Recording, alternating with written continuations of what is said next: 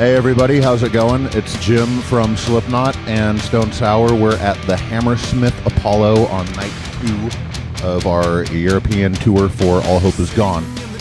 Gonna do a little bit of a gear rundown. So, let's get to it. Another story of the bitter pills of fate.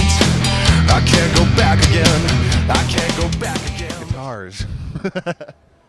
And basically, these are the guitars that I use live. I got 6 on the road with me right now, 4 of which are the prototypes of my signature, and 2 of them are my actual signature models, just like the ones that you could go to any guitar shop and buy.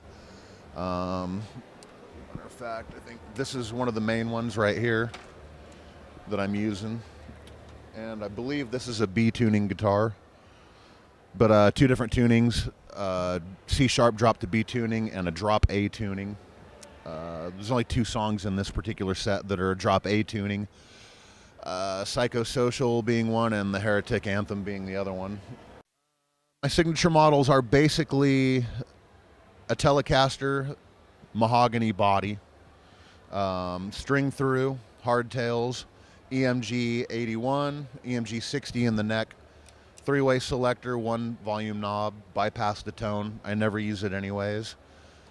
Went with a pick guard. They're essentially modeled after the custom shop model, which used to be called the Flathead, that they discontinued. And, I love that guitar so much that we just kind of went with those sort of specs. And what I mean by that is fretboard is ebony, or you have a choice of maple, like on the black ones, which I'll get to later. 12-degree fretboard radius, jumbo frets. I got lockdown tuners on them, and it's a slimmer neck profile than say like a 50s Tele or something like that. It's actually modeled after a San Dimas Charvel soloist neck. That's pretty much it, man. I mean, it's a pretty basic guitar. There's little things like the neck contour, so you can get a little bit better access to the higher frets. It's kind of hard to get up in this area with a Tele, but with that contour really helps it quite a bit, Standard dot inlays and 70s style logo. I'm a big fan of kind of retro vibey stuff.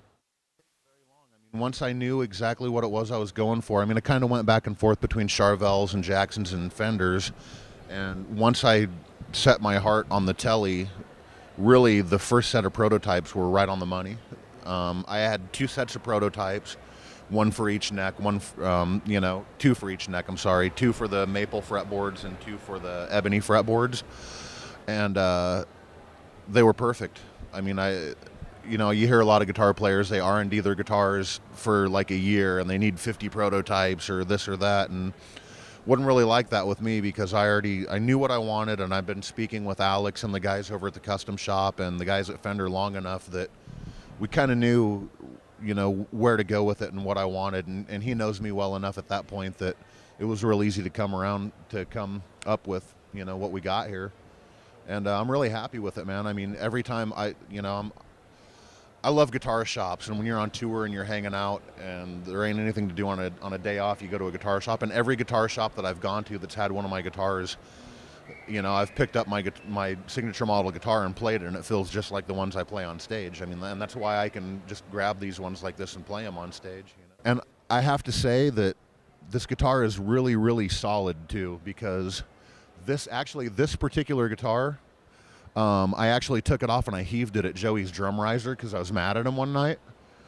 And I threw this thing, literally, headstock first, into his drum riser.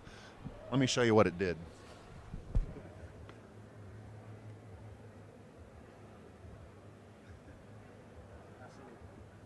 That's all. That's all it did. It didn't break the headstock. It didn't break the neck heel. Well, I guess there's that too. But that's character, right? I was truly amazed because I walked off the stage, and then the next day I came to Martin, my guitar tech, and I was like, all right, so did you have to glue the headstock back on it? How many pieces is it in? What's wrong with it? And he's like, nothing. There's nothing wrong with it. There's a dent in the headstock. So that leads me to believe that it's a pretty solid guitar too. One of these days I'll see, actually how long it takes to smash one.